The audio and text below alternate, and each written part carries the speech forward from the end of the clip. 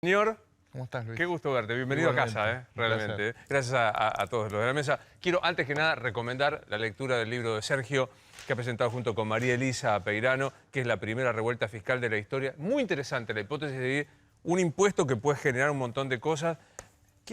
Así te viene a ver un noruego, Sergio, y te dice, ¿cómo está hoy la Argentina política y económicamente hablando? ¿Qué le decís? Casi como siempre. Argentina tiene esta característica, Luis, y es que reitera problemas, en vez de solucionarlos, los profundiza y choca siempre con la misma piedra. No es raro, porque en general las sociedades aprenden de los errores y tratan de no cometer los mismos, cometerán otros, no lo mismo, ¿no? Y aquí, sin embargo, tenés circunstancias que ponen de manifiesto que no logramos aprender de errores recientes, no estoy hablando de errores remotos, ¿no? Empecemos a hablar de estas piedras con las que volvemos a tropezar y que vos ves. ¿Cuáles son estas piedras? Una muy importante es esta crisis económica, que es muy parecida al Rodrigazo, al fin de la tablita de Martínez de Oz, a la hiper de Alfonsín, al 2001. Son situaciones en las cuales tenés un agujero fiscal enorme, lo financiás con emisión monetaria, te quedás sin crédito, la gente se saca los pesos de encima, compra dólares o cualquier cosa parecida a eso, y los gobiernos reaccionan poco, mal y tarde.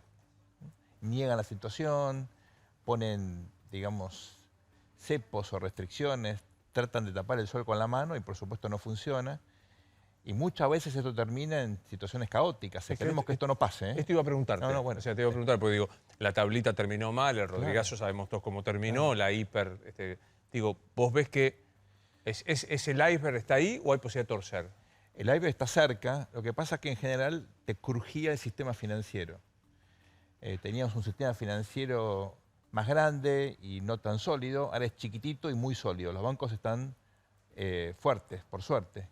Entonces te aguanta más la crisis. Antes esto, la corrida cambiaria te contagiaba rápidamente el sistema financiero y la verdad que teníamos un colapso. Hoy por suerte eso no pasa.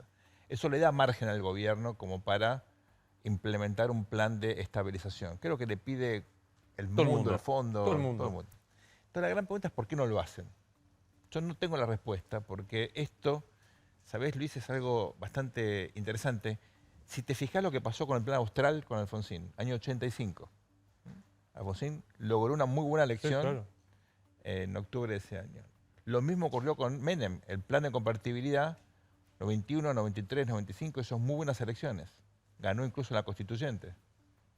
La pregunta es si estabilizar la economía es un buen negocio electoral. ¿Por qué no lo hacen? ¿Puedo dar una hipótesis o por lo menos introducir esto?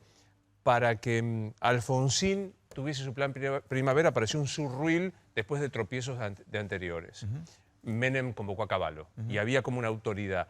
Hoy hay un margen de confiabilidad de un presidente que pueda nombrar a Berenstein como ministro de Economía y genera credibilidad a priori para que esto funcione. Bueno, esperemos que no nombre a Berenstein ni como ministro de Economía ni como nada. ninguna otra cosa. Pero yo creo que sí, el presidente tiene autoridad y me parece que la coalición de gobierno tiene la posibilidad de convocar a gente muy capacitada, ¿no? No estoy restando méritos al personal que tiene el presidente hoy. Simplemente me parece que hace falta una renovación del gabinete, oxigenarlo y volver a empezar, ¿no? Me parece que el presidente tiene todas las facultades. Ese es un error, pero hay otros incluso más importantes, ¿no? Pero resalto lo que acabas de decir. El presidente tiene que oxigenar el gabinete, Sí.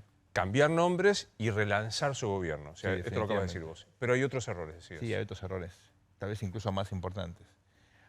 Uno es que insistimos con el hiperpresidencialismo, que es una fórmula que fracasó en Argentina, fracasó en el mundo. Yo creo que Estados Unidos va a vivir ahora seguramente, o después de Trump, o sea, ahora después de esta elección, o dentro de 4 años, alguna reforma para acotar la capacidad de daño que tienen los presidentes, que es muy significativa. El formato presidencialismo creo que está bastante agotado y hay que buscar algún tipo de fórmula que acote esa capacidad de daño. Me podrá decir, bueno, Boris Johnson es el primer ministro de un sistema parlamentario, y es cierto. No estoy diciendo que haya que ir necesariamente a un parlamentarismo, lo que estoy pensando es que hace falta acotar al presidencialismo, ¿no?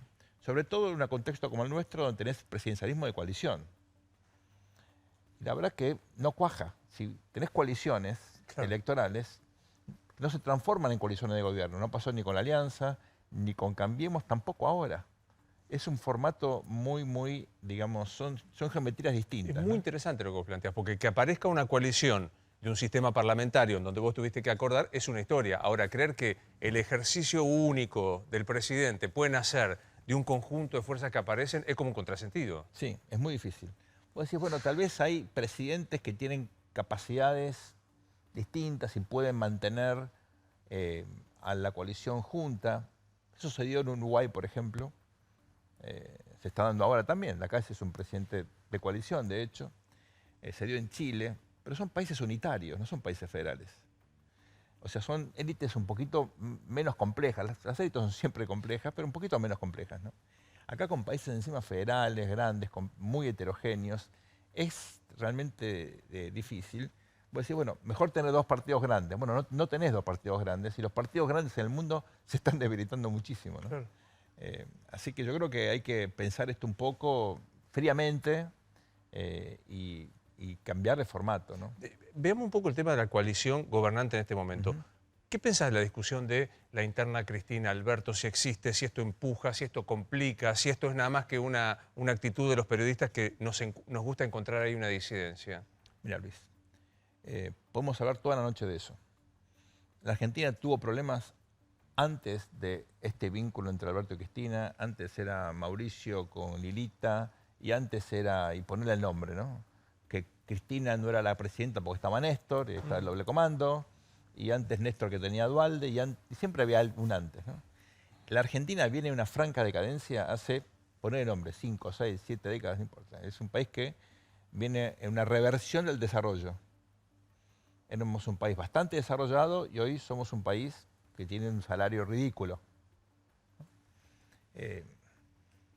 ¿Es una cuestión de nombres propios, de personas, o son problemas un poquito más estructurales? Yo me niego a hablar de personas. Me parece absurdo. La culpa no la tiene ni Alberto, ni Cristina, ni Mauricio, ni fulano, ni sultano. Aquí hay un problema de un formato, digamos, una estructura. Yo creo que es institucional, hay problemas obviamente económicos, hay problemas probablemente incluso a través de cultura política, que son mucho más relevantes. Mucho más relevantes. Entonces, si querés hablamos de Cristina y de Alberto, no me parece que valga la pena. No, está bien, yo te entiendo. Ahora, no desconocés que en el escenario del debate político seguimos hablando de Cristina y de Macri, o seguimos hablando de Alberto, y por ahí asoma un Horacio Rodríguez Larreta y demás. Pero digo, estamos entrampados en la discusión de dos, digamos con todas las letras, dos fracasos que se han producido, y seguimos en esa misma discusión. Porque en Argentina confundimos los nombres o las personas con los problemas, Luis. Personalizamos todo. Pensamos que el problema era Rosa hace una época, ¿te acordás? Sí, claro. Bueno, y después era Mitre, y después fue Sarmiento, y después fue Roca, y siempre son nombres propios. Los nombres son protagonistas de una trama mucho más interesante, más profunda, que me parece es donde hay que poner el foco. Porque si no, vas a estar siempre en un análisis muy superficial. Y nunca vas a ir a los problemas de fondo. ¿Te animás a decir cuál es el tono del gobierno de Alberto Fernández? ¿Cuál es su marca distintiva hoy, sabiendo que tenemos el tamiz de la pandemia que ha golpeado a todos los países? Pero digo, ¿cuál es el tono del gobierno de Alberto? Hay una teoría en la ciencia política que sugiere que los presidentes tienen un proceso de aprendizaje, con una hipótesis que yo creo que es bastante lógica, y es que nadie te enseña a ser presidente. Nunca. Es como ser padre. ¿Quién te enseña a ser papá? Bueno, nadie, ¿no? Y presidente, bueno, vos decís, bueno, fui gobernador antes o intendente, tenés como una trayectoria, te sentás ahí y no hay nada parecido, ¿no? Entonces hay como una situación donde, bueno, te equivocás hasta que le encontrás la mano, ¿no? La verdad que Alberto Fernández no tuvo demasiado tiempo para aprender. Por supuesto venía una dinámica de crisis económica, pero la pandemia a él y a todos los, obviamente, presidentes o primer ministro del mundo le generó una situación inédita, donde no hay libro de texto. Y acá es la disyuntiva, ¿no? Porque Argentina ignora los libros de texto donde están escritos. Imagínate donde no hay libro de texto, ¿no? Claro. Por supuesto, fue una improvisación. Es bueno, eso. Si nos negamos, somos siempre adánicos, siempre arrancamos nosotros con lo que ya se probó y se escribió, en esto que encima no hay nada. Puedes criticar, bueno, tal vez sí un poquito, sobre todo con esta cosa de comparar y creernos superiores, cuando cegamos los datos para parecer mejor y terminamos pasando papelones, ¿no? Cosas que uno sabe que habría que hacer, testear mucho, rastrear, aislar, tampoco lo hacemos. Eso es inentendible, ¿no? Pero volviendo al punto, creo que este es un presidente que está encontrando todavía su lugar en la cancha. Con un gobierno que, como siempre ocurre, vos pensás que designás a las mejores personas hasta que algunas son buenas, otras regulares, otras malas. Yo creo que está esperando la posibilidad o el contexto adecuado para hacer un cambio.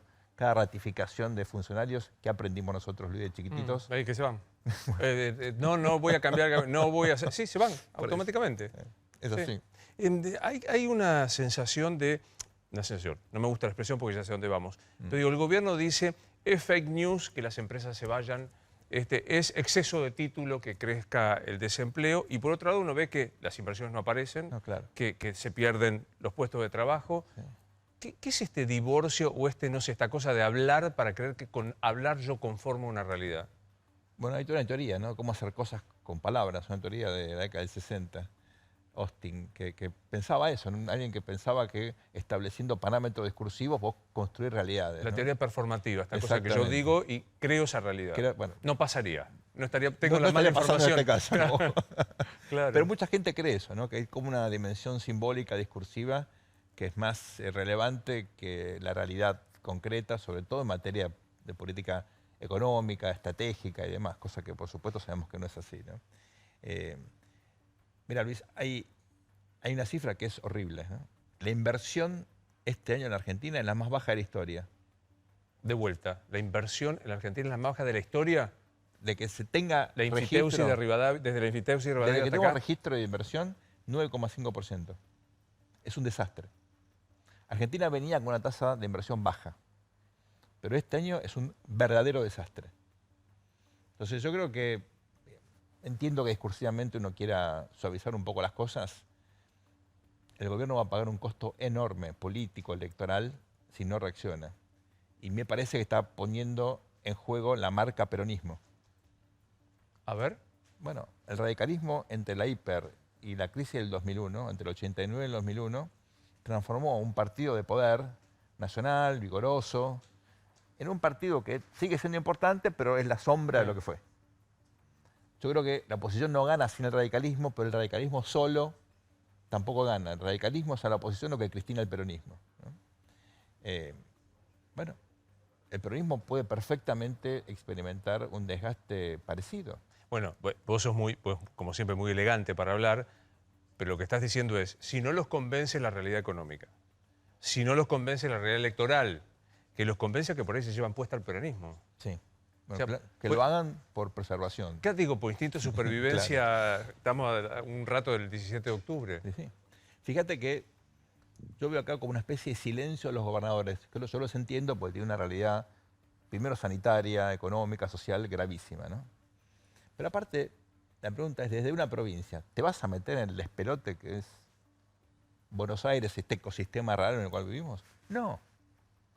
Entonces, también el presidente, que yo creo que esperaba tener una coalición de gobernadores con mayor presencia, mayor nitidez, la verdad que está muy solo. Vos lo dijiste otro día. Sí, Jorge Asís me reta, me dice que se tome el 60 y vaya a ver, vaya a ver gente, dice que no podés estar solo siendo el presidente de la nación. Bueno, hay una soledad del poder que es muy Total. Fría y horrible. Espera, dame un segundo que tengo que hacer. Como sos de la casa, sabés que ya Sí. tengo todavía, ahora tenemos una posibilidad de seguir charlando un rato más después, así que Perfecto. Para mí es un enorme placer y insisto, recomiendo mucho La primera revuelta fiscal de la historia, el libro de Sergio, porque no es la mirada del voto no positivo, el campo, sino es tratar de entender qué cosa es esto, qué es la soja, qué es nuestro país. Así que enseguida charlamos de este tema. La inseguridad